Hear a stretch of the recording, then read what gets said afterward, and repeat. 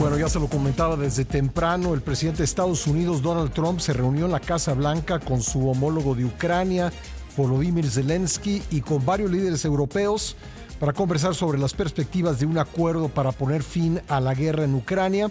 La agenda de discusión se centró en los resultados que surgieron del encuentro que mantuvo Trump en Alaska el viernes pasado con el presidente de Rusia, Vladimir Putin, durante el cual no se logró un acuerdo para el alto al fuego, pero, dijo Trump, se dieron avances. ¿Qué esperar del encuentro del viernes en Anchorage, Alaska, y el de ayer en Washington, D.C.? Lo vamos a platicar con el doctor Luis Antonio Guacuja, investigador del programa de estudios sobre la Unión Europea de la UNAM. ¿Qué tal, doctor? Bienvenido al programa. ¿Qué tal, Pascal? Un gusto saludarte a ti y a tu auditorio. Bueno, pues se ha puesto énfasis en que la reunión de ayer pues fue el encuentro más importante de líderes en la Casa Blanca, pues prácticamente en toda la historia. Se notó una gran unidad de los europeos, se notó por lo menos en público una disposición de Trump de querer encontrar un acuerdo y terminó esta reunión con la expectativa de que pudiera darse un nuevo encuentro, pero esta vez un cara a cara de Putin con Zelensky, en el que Trump eventualmente podría participar. ¿Cómo ve las cosas, doctor? Bueno, sin duda el escenario que estamos viendo ahora dista mucho de lo que vimos en 3 años y medio materialmente desde que inició este conflicto por la invasión de Rusia a Ucrania. Y sin embargo hay que verlo también más allá del escenario en Ucrania, ¿no? La reunión del viernes en Alaska entre Vladimir Putin y Donald Trump pues también nos hace voltear hacia otros lados, ¿no? Ayer el presidente chino Xi Jinping se refería a su homólogo de la India como un aliado y no como un enemigo.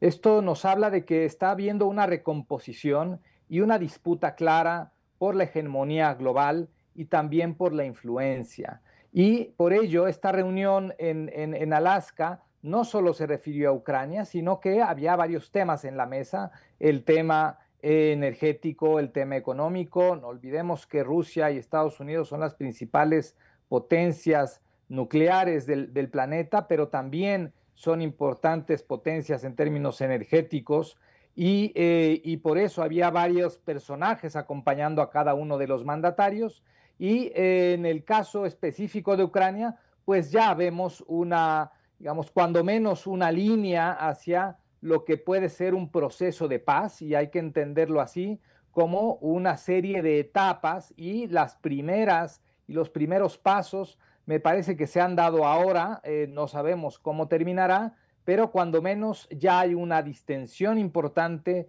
ya se ha puesto sobre la mesa también de la negociación a Rusia, lo que se le había regateado por algunos líderes globales. Y finalmente el día de ayer esta reunión con distintos líderes europeos, el presidente ucraniano en la Casa Blanca, pues también nos habla de estos mensajes, ¿no? Desde lo simbólico hasta lo que se dijo, pero también lo que no se dijo. Doctor, hay quien piensa que hasta ahora el gran ganador es Vladimir Putin porque pues así ha salido del aislamiento en el que estaba, presentándose en Estados Unidos por primera vez en muchísimos años y sin pagar el costo por la invasión del país vecino.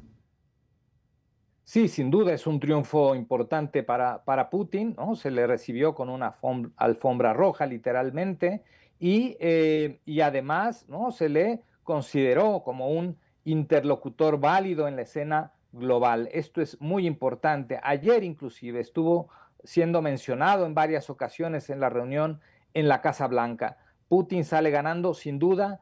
Donald Trump también sale ganando porque se anota, digamos, un triunfo y lo va a estar vendiendo así, porque pues nadie había podido solucionar, ni siquiera activar un proceso de paz en este conflicto, y él lo ha logrado, ¿no? Lo ha logrado sentar a Vladimir Putin enfrente, ha logrado avances, cuando menos ahora en términos retóricos, pero bueno, también ha variado el discurso de la propia Unión Europea y de la OTAN, que, bueno, pues dista mucho también de lo que leíamos o escuchábamos hace un par de años o hace un año, y ahora hay varios temas sobre la mesa. Claramente, el ingreso de Ucrania a la OTAN está descartado, el tema de la recuperación de Crimea también lo ha dicho el presidente Donald Trump, y está todavía en negociación el tema territorial, si tendrá Ucrania dolorosamente que ceder parte de su territorio ya ocupado por las Fuerzas Armadas rusas, algo que llama la atención y es una señal de que se está hablando de ello, el que no se haya mencionado ayer, cuando menos en lo que vimos en esta reunión en la Casa Blanca. Si esto termina con una cesión territorial, ya ni siquiera incluyo a Crimea porque pues esto desde 2014, esa zona está ya en manos de Rusia, pero con una nueva cesión territorial, pues significa que el orden establecido después de la Segunda Guerra Mundial se acabó, doctor, ¿no? Sí, a ver, están cambiando muchas cosas. Se cumplen, ¿no? Meses de la llegada de Donald Trump a la Casa Blanca, 7 meses el día de mañana, y ha cambiado el mundo. Y bueno, tampoco Donald Trump es alguien que le interese mucho la integridad territorial, lo estamos viendo claramente con Gaza, pero también con la amenaza a Groenlandia o la amenaza de incorporar a la Unión Americana a Canadá. Entonces, también hay que ver esto, ¿no?, fríamente desde la perspectiva del realismo político, donde lo que pesa más es esta correlación de poder. Y en esta correlación de poder, bueno, estamos viendo quién tiene claramente la llave para resolver este conflicto. Y claramente, por un lado está Donald Trump y por el otro está Vladimir Putin. Desgraciadamente, la Unión Europea, la OTAN, han quedado desplazadas y sometidas a los designios de Washington, y entonces por ahí quizá estaremos viendo el cambio también de posiciones, ¿no?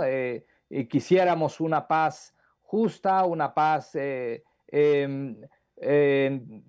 correspondiera más a la simplicidad entre buenos y malos, pero el asunto es mucho más complejo, hay mucho en juego, y Donald Trump lo ha dicho así desde su campaña electoral, y el día que tomó posesión de su encargo por segunda vez: voy a evitar la Tercera Guerra Mundial. Y esto lo va a vender incluso hasta esta pretensión de conseguir el Premio Nobel de la Paz. Por último, doctor, ¿por qué vemos tan ausente a la Organización de las Naciones Unidas, y si esto significa pues ya un paso definitivo en su irrelevancia, por lo menos la del Consejo de Seguridad?